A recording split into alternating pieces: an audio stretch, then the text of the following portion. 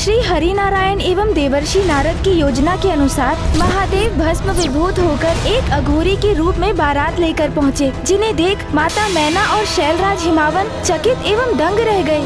किंतु इन सब के पीछे यदि एकमात्र आशय था तो वो बस इतना कि महादेव को अघोरी रूप में देख माता मैना और हिमावन शंका से भर जाएं और यही शंका उनके मोक्ष प्राप्ति का बाधा बने, जिससे कि संसार के समस्त ऋषि मुनियों को उनकी तप स्थली हिमालय से वंचित न होना पड़े। आज यहाँ कोई विवाह संपन्न नहीं होगा।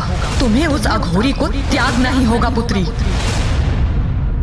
माँ, महादेव निर्गुण है तो सगुण है, महादेव कुरूप है तो स्वरूप भी, किंतु महादेव के समस्त रूपों का वर्णन तो कोई भी नहीं कर सकता, क्योंकि उनके स्वरूपों का पूर्ण ज्ञान किसी को भी नहीं।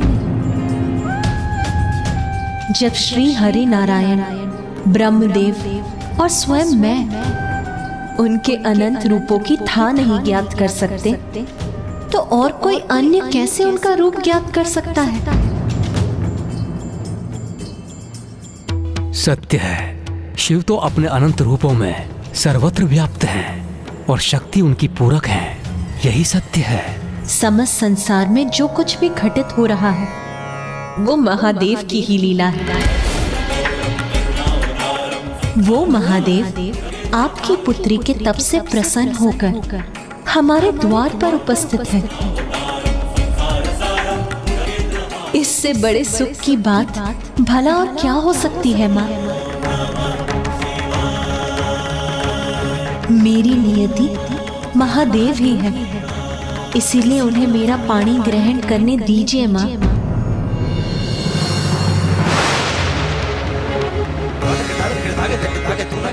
हमारी पुत्री उचित कहती है मैना, जो सभी के स्वामी हैं, जिनकी लीला अपरंपार है, उनकी इच्छा में हम बाधा कैसे उत्पन्न कर सकते हैं?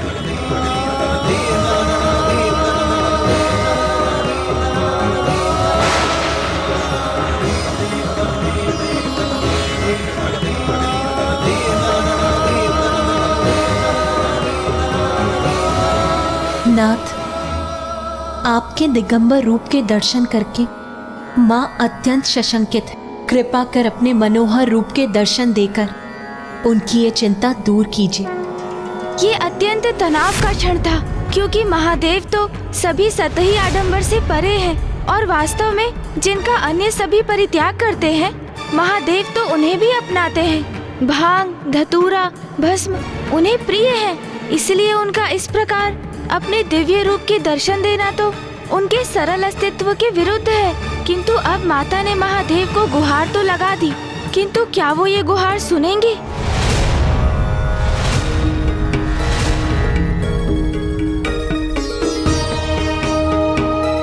माँ, अब संकोच मत करिए और चलिए मेरे साथ। चलिए, किंतु कहाँ?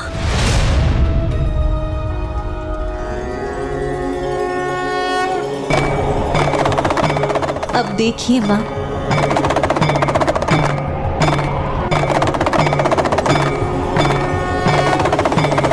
लगता है मैंने प्रभु को इतना भला बुरा जो कह दिया, इसलिए कदाचित वो यहाँ से लौट गए हैं। माता, आपको एक अद्भुत और दिव्य अनुभव होने जा रहा है, इसीलिए अब आप अपने नेत्र बंद कीजिए और उनका ध्यान कीजिए।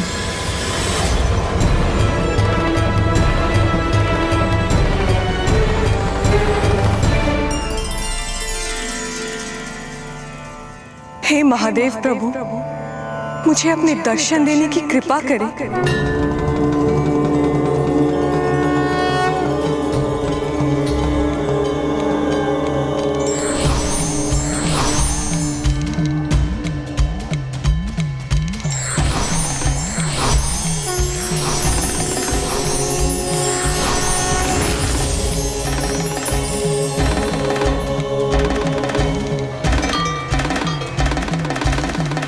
चंद्र भी पूर्ण हो गया मन के माथे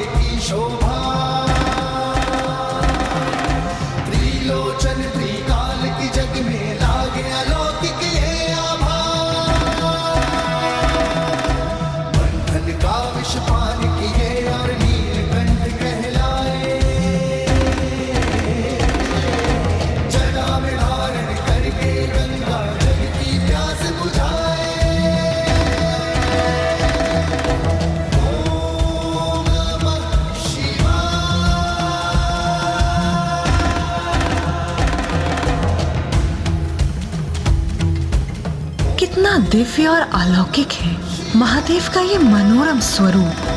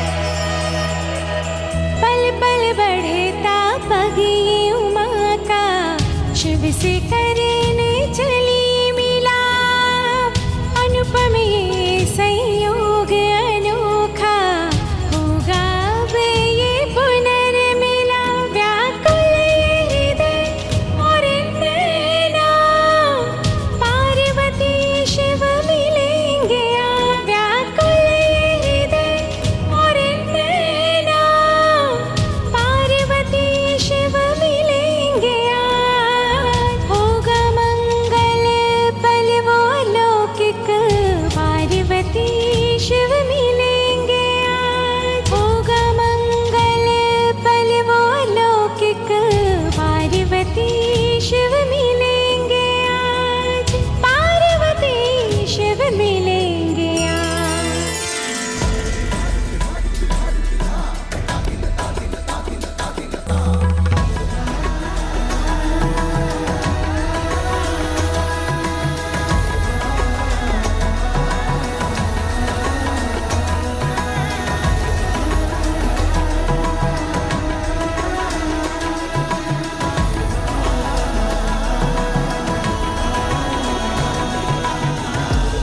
अंततः महादेव और माता पार्वती के विवाह का योग बन ही गया।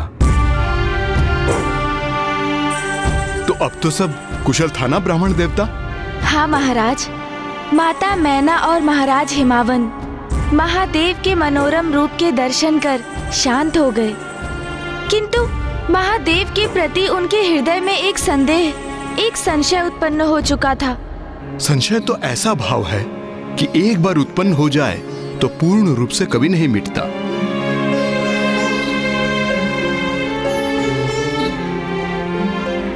कन्यादान के लिए हाथ आगे बढ़ाइए।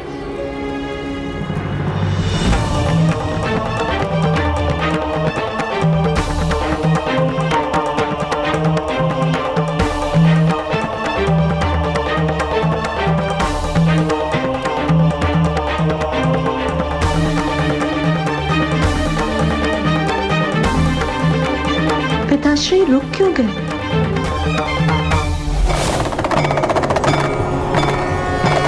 मुझे ज्ञात है महादेव ही पुत्री पार्वती की नियति है, किंतु मेरी पुत्री को उनके कौन से रूप के सानिध्य में रहना होगा? उस रूप में जिसमें उनका आगमन हुआ था, अन्यथा उस रूप में जो उन्होंने अभी धारण किया है।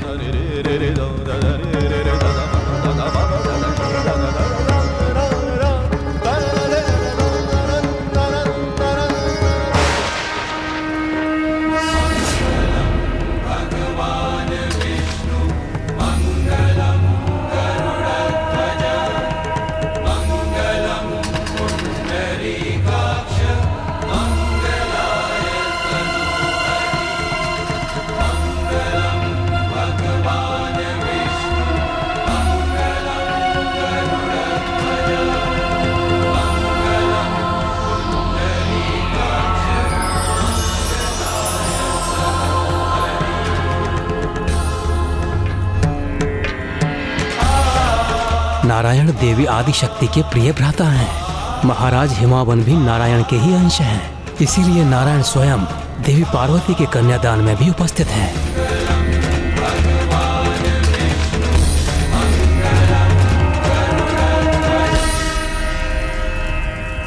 सुख दुःखानि सर्वाणि त्वया सह विभज्यते यत्तत्त्वं स्वहं तत्र प्रथमसा ब्रवीदम् कुटुम्बरक्षकार्यास्तामि अबालपुत्रहदिदम् अस्मि नास्ति च सन्तुष्टा द्वितीयसा द्विहिदम् रुद्रो भक्तिरता नित्यं सदैव प्रियभाषिणी भविष्यामि पदेच्चैव तृतीयसा ब्रवीदम् आर्ते आर्ता भविष्योमि सुखदुःखा विभागिनी तवाज्ञा पालयाम्यामि कन्या भूर्यपदे।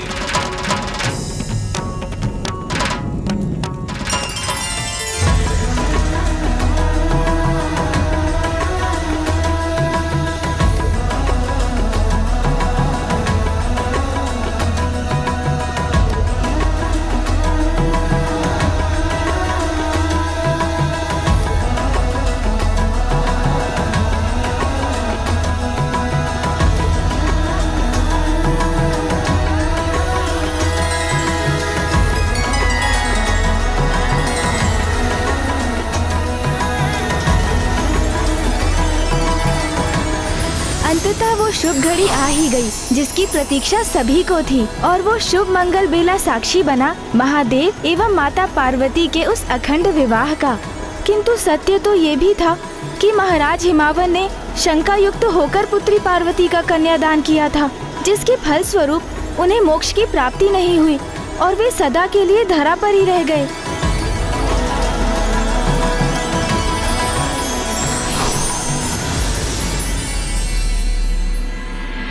अपना मनोहर रूप धारण करने हेतु आपको अनेकों धन्यवाद। पार्वती, आपने मुझे पाने के लिए पुनः जन्म लिया, मेरी सेवा की, मेरा सानिध्य प्राप्त करने के लिए तपस्या की, इतनी कठोर परीक्षा दी, तो आपकी माँ को मनाने के लिए इतना तो मैं कर ही सकता था। शिव की शक्ति है आप, आपके बिना मैं कुछ भी नहीं। अब मैं आपको अपने से विलग नहीं होने दूंगा।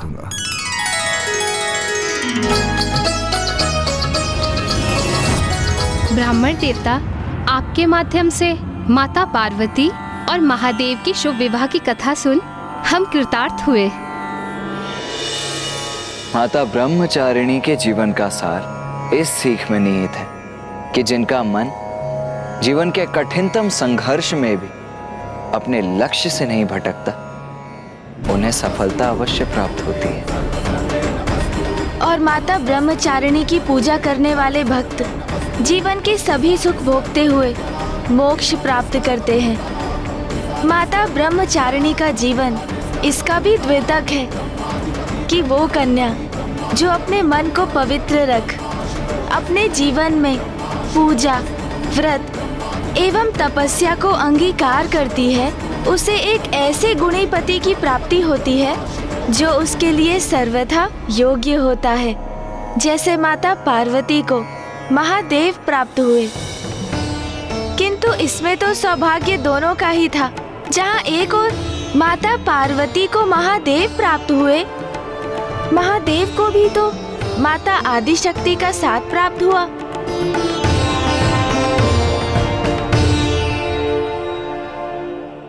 महाराज, माता, अब आप भी अपने नेत्रों को बंद कीजिए और अपने द्वितीय चक्र स्वाधिष्ठान चक्र पर अपना ध्यान केंद्रित रख माता ब्रह्मचारिणी की प्रार्थना कीजिए।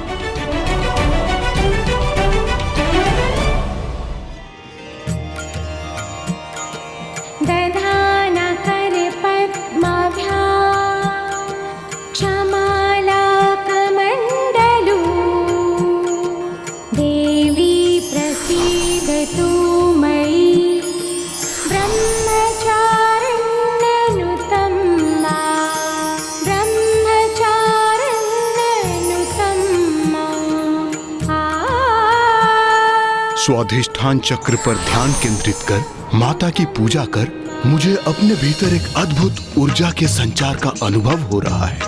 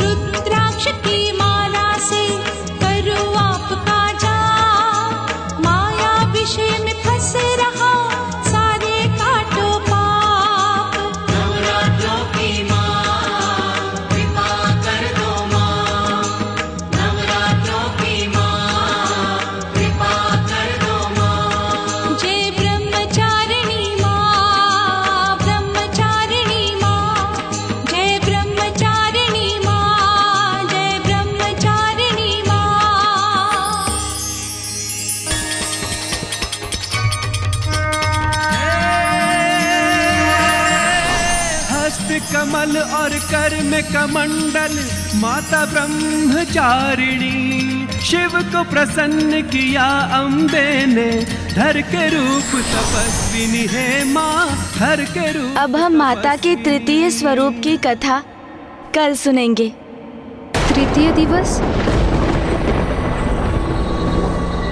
क्या हुआ माता सरला? कल तृतीय दिवस है ब्राह्मण देवता। आपने मेरे स्वामी को लेकर 10 दिवस उपरांत उनके भाग्य की भविष्यवाणी की थी। तो आपके मन में संशय उत्पन्न हो ही गया देवी सरला। मैंने आपसे कहा था ना, मुझे कुछ नहीं होगा। माता सरला, आप विचलित मत होइए। बस आप माता आदि शक्ति के सभी स्वरूपों की कथा पर अपना ध्यान केंद्रित रख। इन नवरात्रि के दिवसों में एकाग्रचित हो, बस उन्हीं की पूजा कीजिए। ब्राह्मण देवता, मैं माता के तृतीय स्वरूप की कथा सुनने के लिए अति उत्सुक हूँ। और हम आपको ये कथा सुनाने के लिए तत्पर हैं, क्योंकि आपको तो ज्ञात भी नहीं, किंतु पिताजी को काशी से दूर करने के आपके निर्णय के परिणाम का आपको आभास हो, इस पर बहुतों की आस टिकी है महाराज देवोदास। माता के प्रत्येक दिवस की कथा के उपरांत जैसे जैसे आपकी कुंडलिनी का एक एक चक्र जागृत होता जाएगा, पिताश्री को काशी से दूर रखने की अपनी भूल का आभास आपको स्वतः ही हो जाएगा। और साथ ही आपको ये भी समझ आएगा कि क्यों आपके जीवन में अब मात्र 9 दिवस ही शेष रह गए हैं।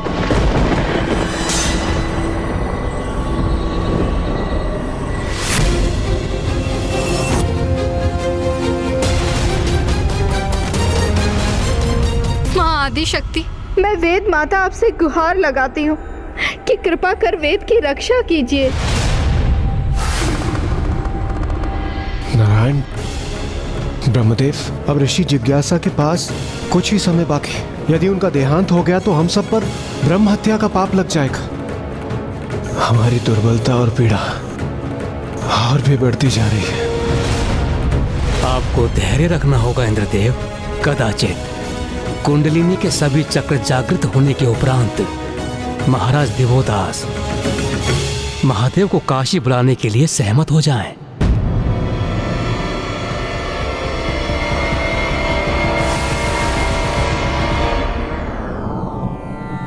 ब्राह्मण देवता, हम माता आदि शक्ति के तृतीय स्वरूप की कथा सुनने के लिए अति आतुर हैं। माता आदि शक्ति की तृतीय स्वरूप है माता चंद्रघंटा। माता चंद्रघंटा।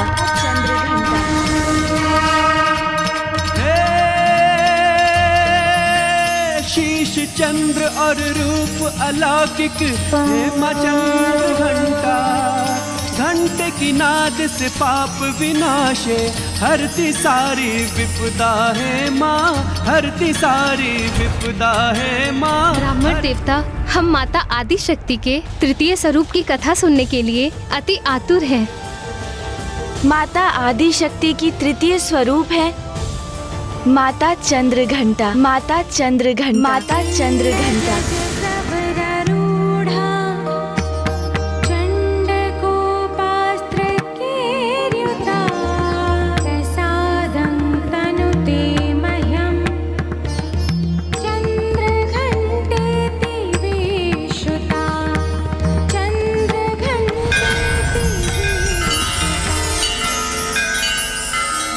नवरात्रि के तृतीय दिवस अर्थात आज के दिवस माता चंद्रघंटा की पूजा होती है। और आज के दिवस साधक का मन मणिपूरक चक्र अर्थात तृतीय चक्र में स्थित होता है। चंद्रघंटा, कितना अनोखा नाम है माता के इस स्वरूप का। महाराज, माता चंद्रघंटा का ललाट अर्धचंद्र के टीके से सुशोभित है, इसलिए इन्हें चंद्रघंटा कहा जाता है। इनका अति सुंदर स्वर्णिम वर्ण है और इनके अनेक हाथ भांति भांति के अस्त्र शस्त्र से सुसज्जित हैं।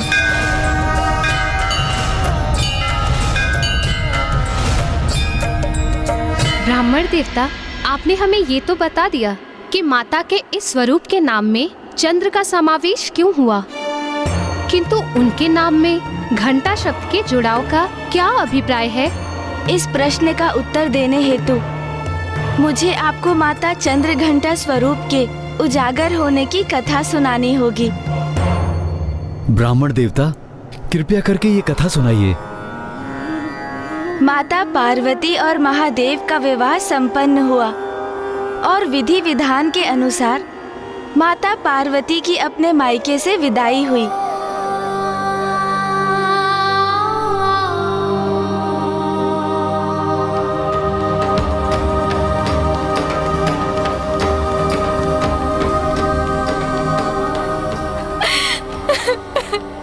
स्त्री के जीवन का सर्वाधिक महत्वपूर्ण एवं अत्यंत अद्भुत परिवर्तन होता है ये, जब एक कन्या विवाहिता रूप में प्रथम बार अपने मायके से ससुराल जाती है।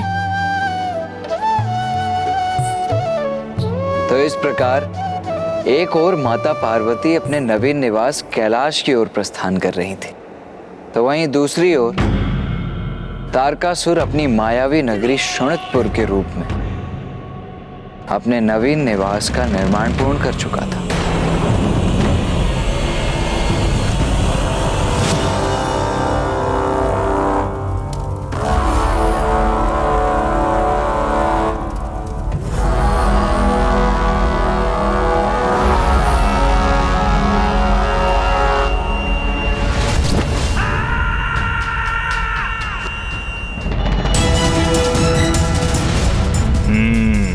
उचित है, श्रेष्ठतम है मेरा ये मायावी नगर और मेरा ये भवन, जिसकी माया किसी को भी भ्रमित कर सकती है। मेरा सिंहासन सर्वथा सुरक्षित है, कोई नहीं पहुंच सकता मुझ तक। महाराज, आपके लिए एक शुभ समाचार है। अभी नहीं अट्टासुर, बाद में बताना। आज अति आनंदित हूं मैं, क्योंकि आज मेरे शोणितपुर का निर्माण संपन्न हुआ है। इतनी कठिनाई से यह समाचार लाया हूँ और महाराज ने सुना भी नहीं। क्षमा करें महाराज, किंतु ब्रह्मदेव के वचनों से प्रभावित होकर अपने स्वर्ग का परित्याग कर दिया और उन्हीं के सुझाव से अपने सोनितपुर का भी निर्माण किया। किंतु ये क्या आवश्यक है महाराज? मेरा अर्थ है ये नगरी सुंदर है, उत्तम है, किंतु ऐसा क्या विशेष है इस नगरी में? कदाचित तुम्हारा विचार उचित है रात्रिसुर, किंतु अब मेरे शोणितपुर का निर्माण हो चुका है, तो फिर अब इस प्रश्न को उठाने का कोई स्थान नहीं। तो क्यों ना हम इसका आनंद उठाएं? कितना मूर्ख है असुरराज तारकासुर, स्वर्ग त्याग दिया इस व्यर्थ के छद्म भवन के लिए।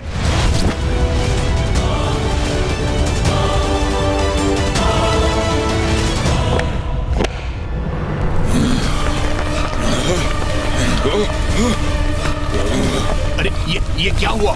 ये कैसी ध्वनि है और ये भूकंप कैसा?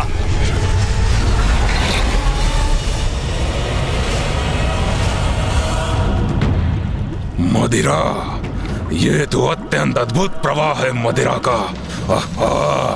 आनंद आएगा अब।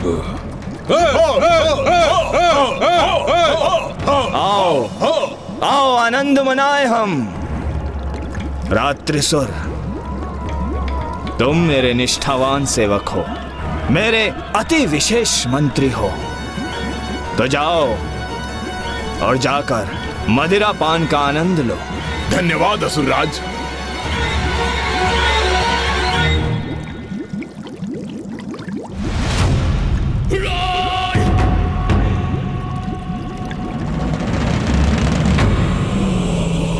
एक और तारकासुर अपने नवीन निवास शोणितपुर के निर्माण की प्रसन्नता में डूबा था, तो वहीं दूसरी ओर माता पार्वती महादेव के संग उनके निवास कैलाश पहुंची, जहां अब उनके समक्ष चकित कर देने वाला दृश्य था। देवी पार्वती, अपने दाहिने पांव से कलश को झुकाकर अपने नवीन आवास में प्रवेश कीजिए।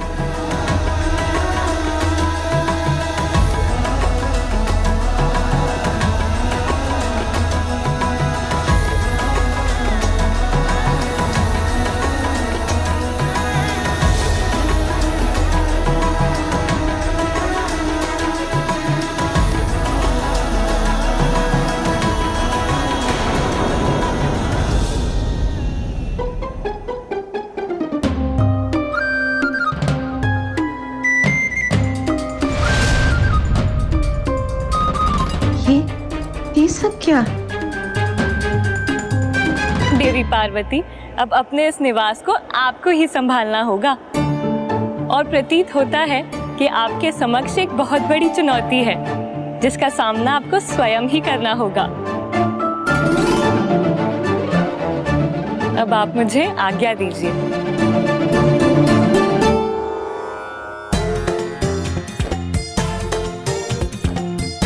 माते, माते। किंतु ये जल तो स्वच्छ नहीं है। नहीं माते, पानी तो ऐसा ही देता होना चाहिए माते, दे दिए। तोतला जी, आप समझे नहीं, माता को जल नहीं चाहिए। उती तो फिर।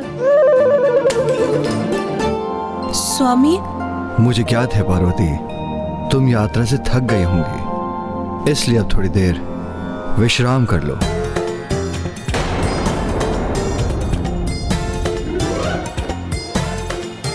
विश्राम करो? किंतु कहाँ? माते आइए, मैं आपको भवन दिखा देता हूँ, आइए ना। माता, तोतला जी का आशय है कि वो आपको संपूर्ण भवन दिखाना चाहते हैं। आइए। अब देखने को और शेष रह क्या गया है? देख क्या रहे हो रात्रिसुर, पियो उसे।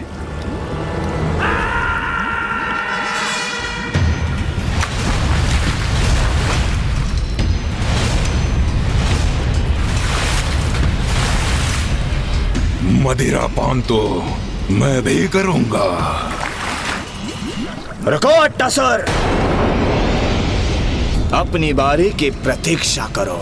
कार्य सभी मैं करूं और विशेष रहे ये रात्रिसुर मदिरा पान का आनंद ले।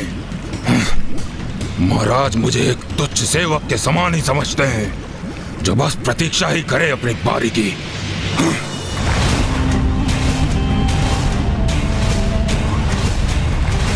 ये क्या, मदिरा में मेरी छवि? जल में प्रतिबिंब देखा सुना था, किंतु मदिरा में प्रतिबिंब प्रथम बार देखा है।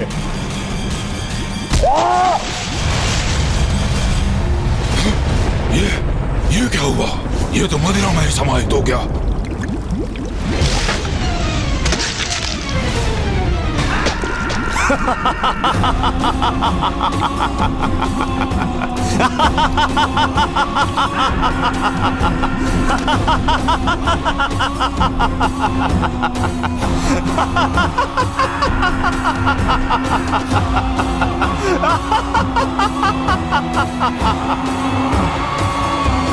अपने मन में मुझे मूर्ख कह रहा था वो, मुझे, किंतु अब उसे ज्ञात हो गया होगा कि शोणितपुर में क्या विशेषता है। मायावी है मेरा शोणितपुर, मायावी। एक ऐसा मकड़ जाल जिसमें एक बार जो कोई फंसा तो फिर एक कीट पतंग के समान उसमें फड़फड़ाता रहेगा, किंतु वहां से मुक्त नहीं हो पाएगा।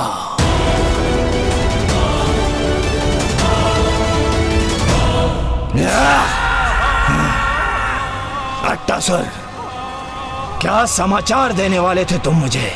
महाराज, यही ना कि महादेव और देवी पार्वती का विवाह संपन्न हो चुका है और वो कैलाश पर्वत की ओर प्रस्थान भी कर चुके हैं, किंतु मात्र कैलाश जाने से क्या होगा?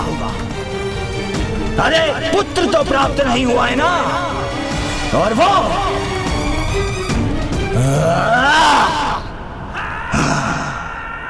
मैं कदापि संभव नहीं होने दूंगा।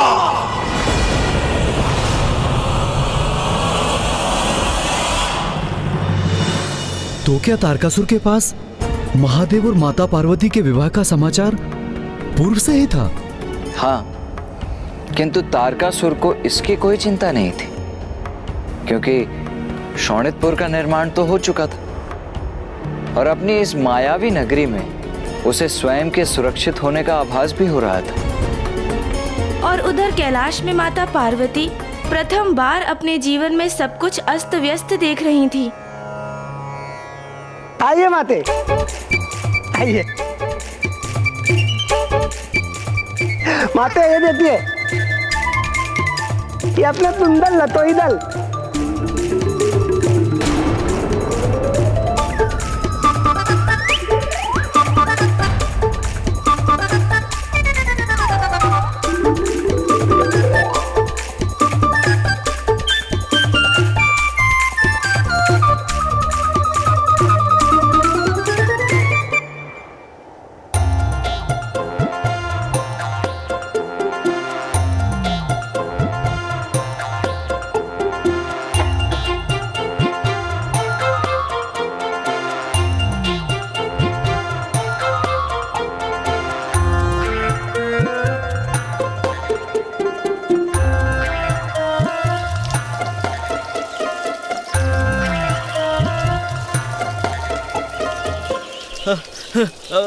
माता, आपके लिए मैं फल लाऊं?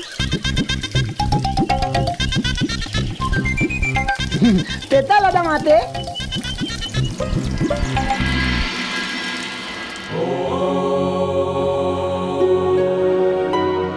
इन सब के मध्य स्वामी ध्यान मग्न है। स्वामी,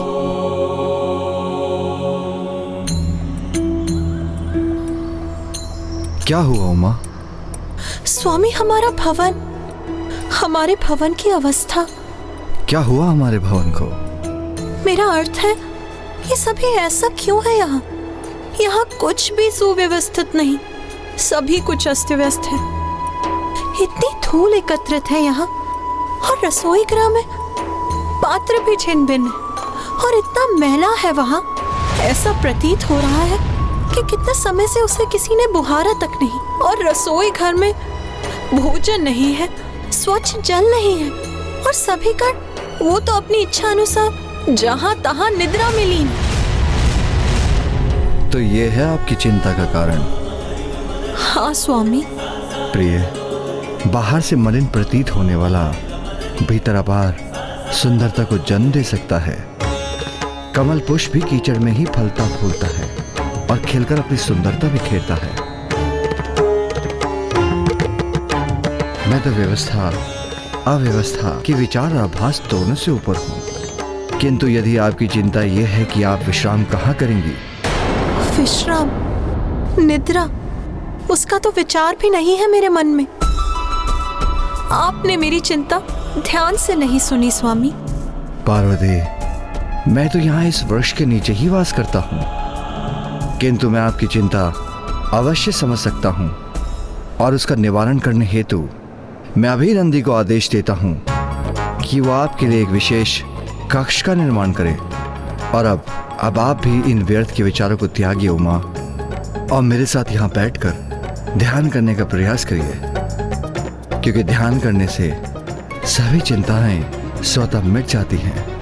नहीं स्वामी, आपका ध्यान अत्यंत महत्वपूर्ण है, किंतु जो मैं कह रही हूँ वो भी अत्यंत महत्वपूर्ण है, और नंदी जी जो कर सकते हैं वो मुझे ज्ञात हो चुका है, और मैं ये भी समझ चुकी हूँ अब जो कुछ भी करना है मुझे स्वयं ही करना है।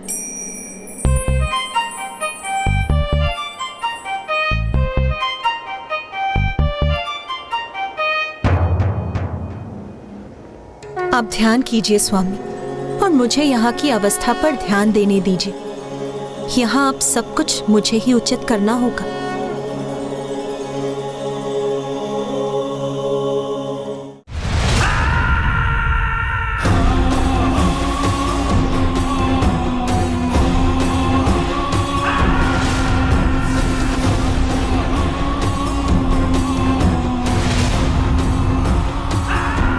ये क्या? असंख्य अंड महाराज, ये क्या है? वृद्ध हो गए हो तुम मट्टासुर, इसलिए ये समझने में असमर्थ हो कि ये मेरे नवीन असुर हैं।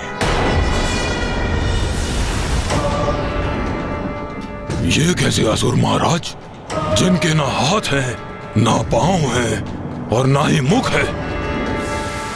तन से ही नहीं, मन से विवृत हो चले हो तुम अट्टासुर। अभी अंडे से बाहर आने वाले नवजात असुर हैं ये। और जब ये बाहर आएंगे, तीव्र रक्त पिपासा होगी इनकी। समय आ गया है मेरे सुंदर असुरों, आओ बाहर आओ।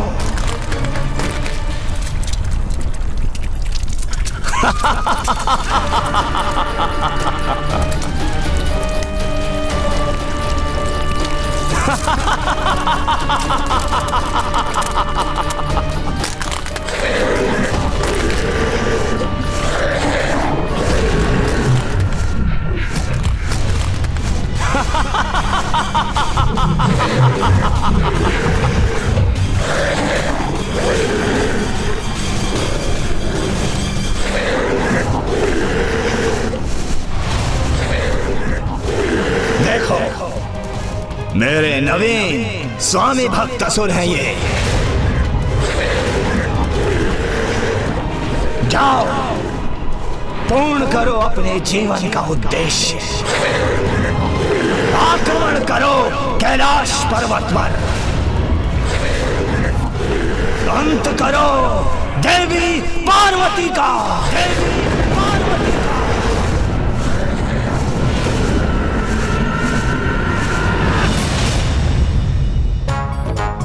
क्या स्वादिष्ट खाने के स्वप्न आ रहे हैं। अरे, स्वप्न में भी तुम्हारे स्वभाव की तुच्छता नहीं गई। स्वप्न भी देखा तो मात्र इसी का। अच्छा, तो निद्रा में भी इन्हें भोजन के ही स्वप्न आ रहे हैं। अरे वाह, इतना स्वादिष्ट भोजन।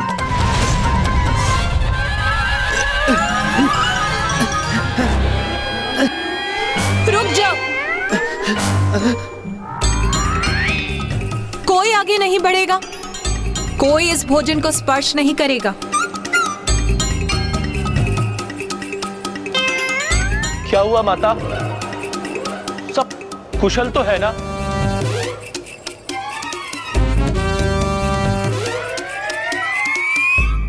माता, ये मिष्ठान, ये पकवान आपने स्वयं तैयार किए? माता, सत्य कहूं तो आज के पूर्व इस रसोई गृह में ऐसा कभी भी कुछ नहीं पका।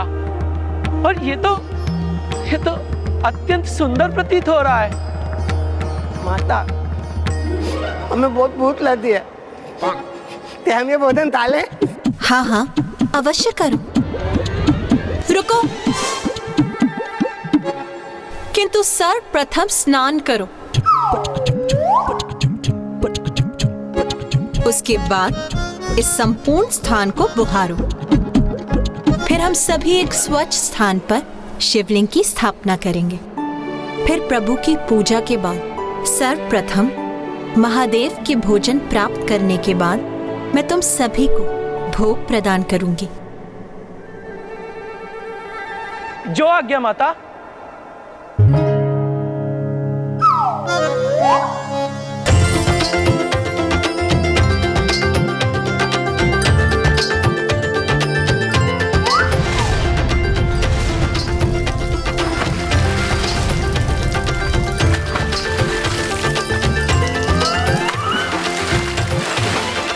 यदि मैंने इन गढ़ों को अपना कार्य संपन्न करने की प्रतीक्षा की, तो कदाचित मुझे अनंत काल तक ही प्रतीक्षा करनी होगी। मैं पूजा की तैयारी आरंभ करती हूँ। माता, ये लीजिए पूजा की सामग्री। एक ओर माता कैलाश की अवस्था में सुधार ला रही थीं, तो दूसरी ओर तारकासुर के नवजात असुर माता को क्षति पहुंचाने हेतु कैलाश की ओर बढ़ रहे थे। यह अखंड ज्योत कैलाश को सदा प्रकाशित करती रहे।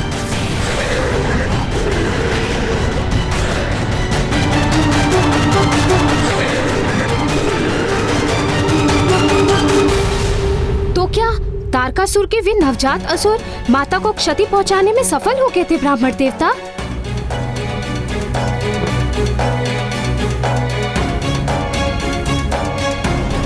चंद्रघंटा का विवाह माता पार्वती के रूप में महादेव से होने के पश्चात वे अपने नवीन निवास कैलाश तो पहुंच गयीं।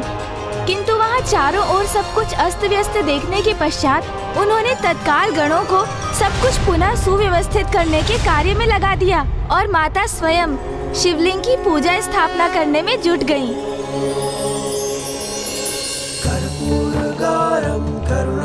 माता, संसार सारम भुजगेंद्रहारम सदा वसंतम हृदयारविंदे भवं भवानि। माता ये लीजिए पूजा की सामग्री।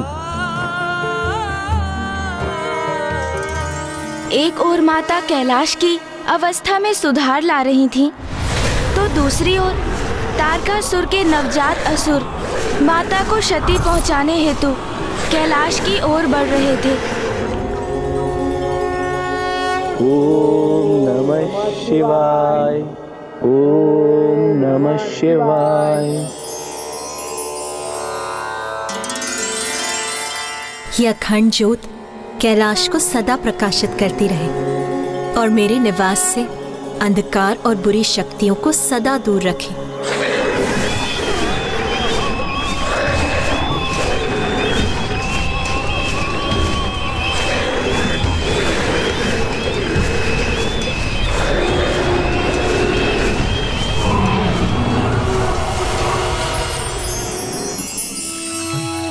ओम नमः शिवाय, ओम नमः शिवाय, ओम नमः शिवाय, ओम नमः शिवाय, महेश्वराय, नागेंद्रहाराय,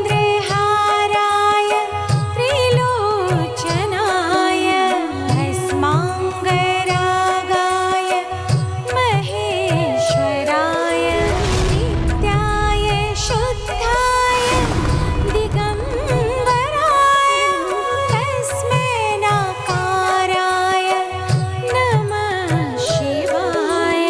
नित्याय शुद्धाय, दिगंबराय, तस्मै नाकाराय नमः शिवाय। नमः शिवाय, नमः शिवाय, नमः शिवाय।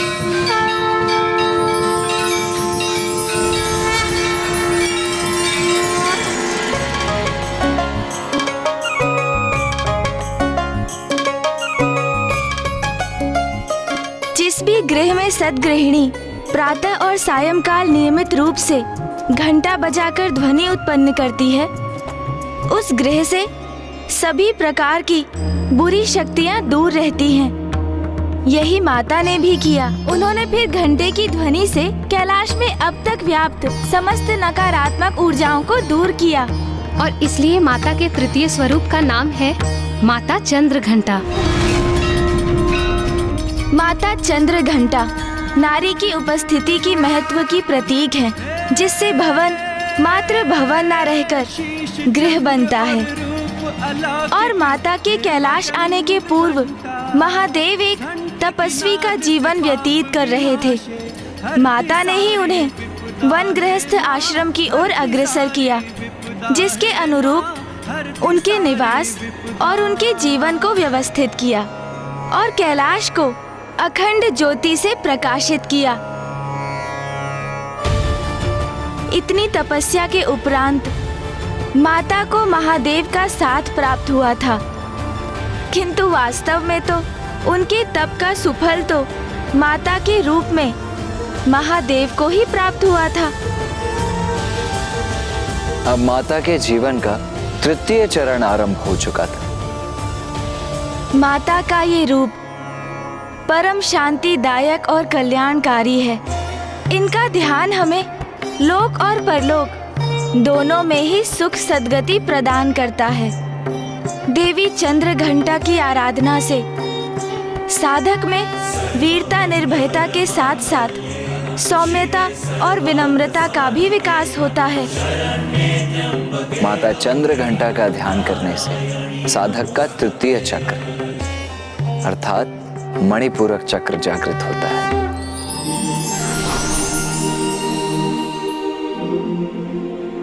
तृतीय चक्र अर्थात मणिपूरक चक्र हमारे विवेक को जागृत कर उसके चरम पर ले जाता है हमें। और जब हमारी कुंडलिनी के इस चक्र में ऊर्जा का प्रवाह होता है, तो हम अपने पूर्व के निर्णय के उचित और अनुचित पर पुनः विचार करने पर विवश हो जाते हैं। महाराज, माता, अब आप भी माता का ध्यान कीजिए। अवश्य। पिंड जज प्रवरारूढ़ा चंडकोपास्त्र केर्युता प्रसादं तनुते मह्यं चंद्रघंटेति विश्रुता। महादेव, काशी में एक ही राजा हो सकता है। यदि मुझे यहाँ राज्य करना है तो आपको यहाँ से प्रस्थान करना होगा।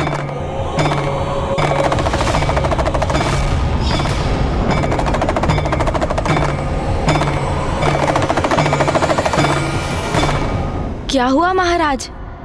आप कुशल तो हैं?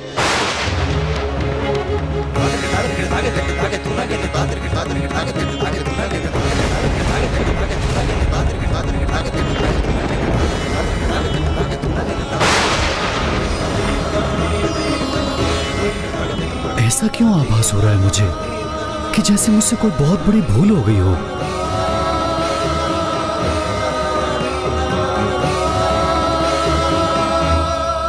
अब हम माता की आरती करेंगे।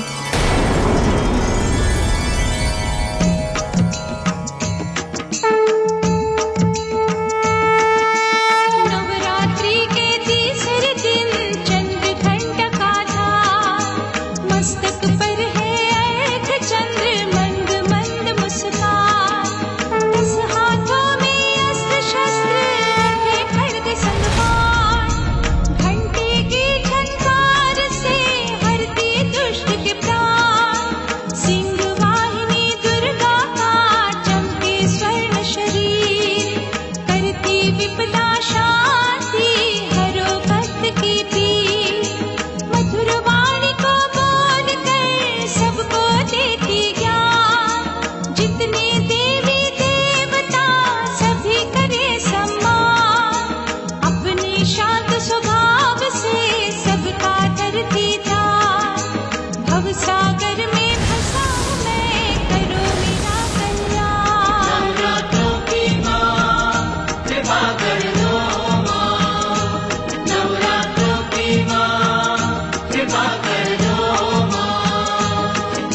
जय माँ चंद्र घंटा, जय माँ चंद्र घंटा।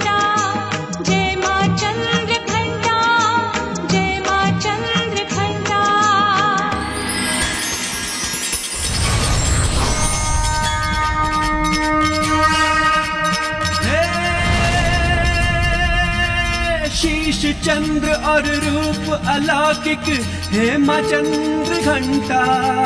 घंटे की नाद से पाप विनाशे हरती सारी विपदा है माँ, हरती सारी विपदा है माँ, हरती सारी विपदा।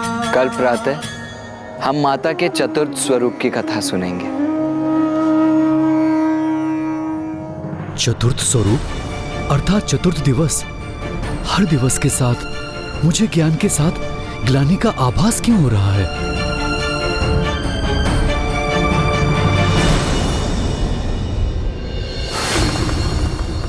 ब्रह्मदेव, ये मेरी कल्पना मात्र है अथवा महाराज देवदास के मन में कोई संशय उत्पन्न हुआ जिसके कारण वो तनाव में आ गए? नहीं देवराजेंद्र, ये मात्र आपकी कल्पना नहीं है। जैसे जैसे महाराज देवदास के चक्र जागृत हो रहे हैं और वो देवी पार्वती और महादेव के भिन्न भिन्न कथाओं का श्रवण कर रहे हैं, उनके भीतर जागरूकता का प्रवाह हो रहा है। ये जितना शीघ्र हो उतना ही उचित है। मुझे तो मात्र यही आशा है कि जब तक उन्हें सत्य का, अपने कृत्य के परिणाम का पूर्ण बोध हो, सृष्टि के लिए अधिक विलंब ना हो चुका हो।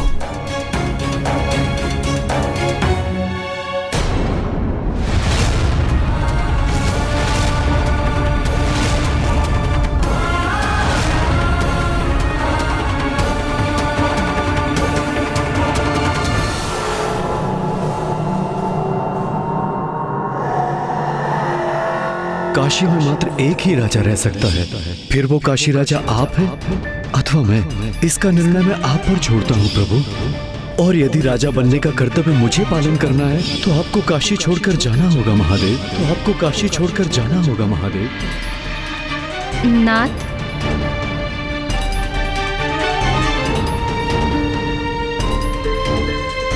नाथ, मैं पूजा के समय से देख रही हूँ आप बहुत तनावग्रस्त प्रतीत हो रहे हैं। सब कुशल तो है ना? मैं तो माता के अगले स्वरूप की कथा श्रवण करने की प्रतीक्षा कर रही हूँ। आपको तो ज्ञात ही है, इतने अनेक प्रकार से मैं भी माता की यात्रा में स्वयं की यात्रा ही देख रही हूँ।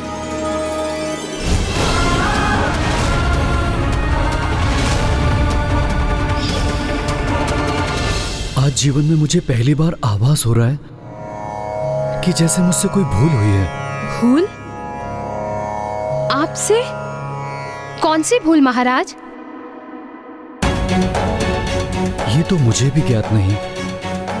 नहीं नाथ, आपसे कोई भूल हो ये कैसे संभव है? आप काशी के महाराज हैं। न्यायप्रियता और धर्मप्रायणता के उत्कर्ष उदाहरण हैं आप।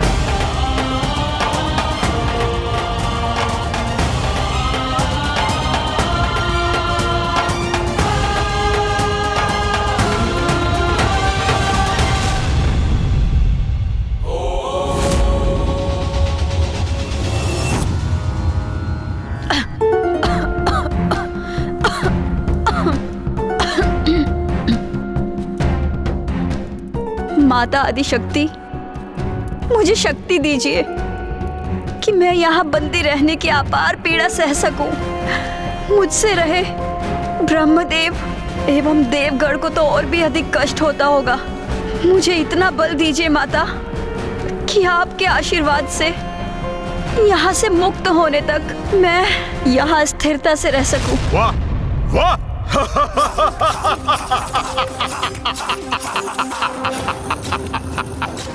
वेद माता, बड़ी निस्वार्थ प्रार्थना की है तुमने। वेद की देवी, सुनो मेरा सुझाव।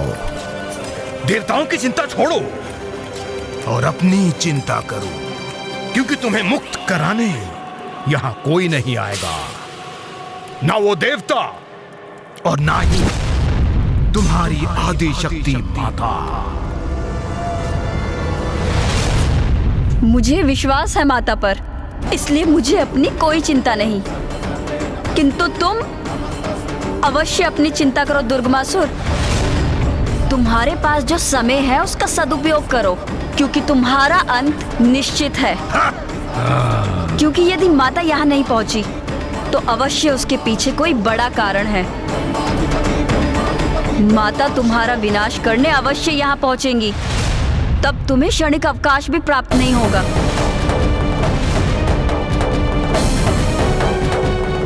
आदि शक्ति नमो नमः।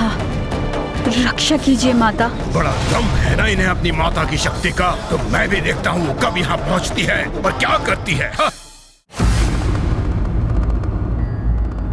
प्रथम पूज्य गणेश जी और देव सेनापति कुमार कार्तिकेय नवरात्रि की चतुर्थी की पूजा आरंभ करने ही वाले हैं। हमें भी तैयारियां प्रारंभ करनी चाहिए। ब्रह्मदेव, नारायण, वेद माता के बिना हम देवता निरंतर अशक्त और लाचार होते जा रहे हैं। और गणेश जी और कुमार कार्तिकेय माता की कथा सुना रहे हैं। प्रभु, अभी तो नवरात्रि का चतुर्थ दिवस ही है, किंतु हमें अब अपनी समस्या के निदान हेतु और प्रतीक्षा करना कठिन हो रहा है। देवगण, आपका कष्ट भली भांति ज्ञात है हमें, किंतु आप तनिक वेद माता की वेदना की कल्पना कीजिए, जो दुर्गमासुर की बंदी है। देवी आदिशक्ति की पीड़ा का विचार कीजिए, जो काशी में अकेले रहकर महादेव से विलग होने की पीड़ा सह रही है। और स्वयं महादेव को देखिए, जो इतने व्यग्र हैं, जो उनके वश में है, वो सभी कर रहे हैं गणेश और कुमार कार्तिकेय। उनकी शक्ति माता की भक्ति है। आप भी माता में अपना विश्वास स्थिर रखिए और पूर्ण भक्ति भाव से नवरात्रि पूजन संपन्न कीजिए और विश्वास रखिए, भक्त की भक्ति कभी असफल नहीं होती। मुझे क्षमा कर दीजिए ब्रह्मदेव। नारायण, मैं हताश और निराश हो रहा था, इसलिए क्षण भर के लिए अपना धैर्य खो बैठा।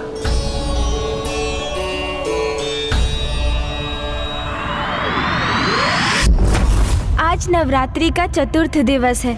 माता कुष्मांडा माता की चतुर्थ स्वरूप हैं, जिनकी पूजा हम आज करेंगे। ब्रह्मांड का जन्म माता कुष्मांडा की मंद मुस्कान से ही हुआ था। माता की मंद मुस्कान से? हाँ माता, ये उस समय की बात है जब चहुं दिशाओं में मात्र अंधकार ही व्याप्त था। सृष्टि का कहीं कोई चिन्ह मात्र भी नहीं था।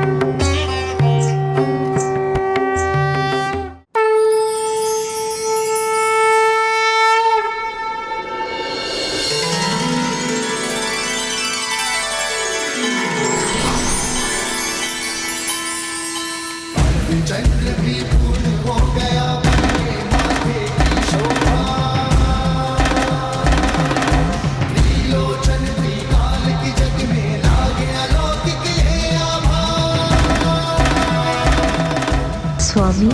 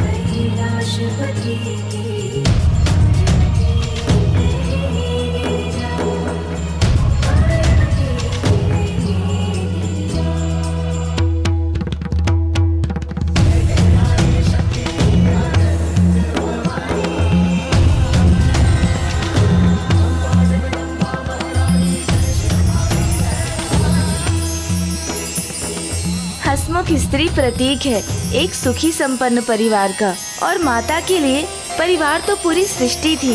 इसलिए महादेव के साथ उनकी हंसी और मुस्कान ने अंधकार को दूर कर एक नवीन सृष्टि को जन्म दिया।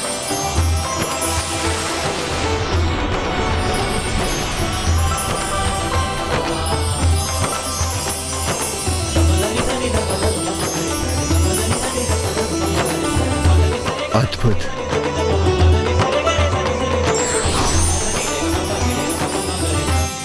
माता ने अपनी मंद मुस्कान से संपूर्ण सृष्टि को प्रकट कर दिया था। पृथ्वी, ग्रह, सूर्य, तारे, आकाश गंगा। किंतु सृष्टि को जीवन हेतु सूर्य देव के प्रकाश की आवश्यकता थी, तो माता ने स्वयं को सूर्य के मध्य स्थित किया और उनकी जीवनदायिनी ऊर्जा और प्रकाश की स्रोत बनी।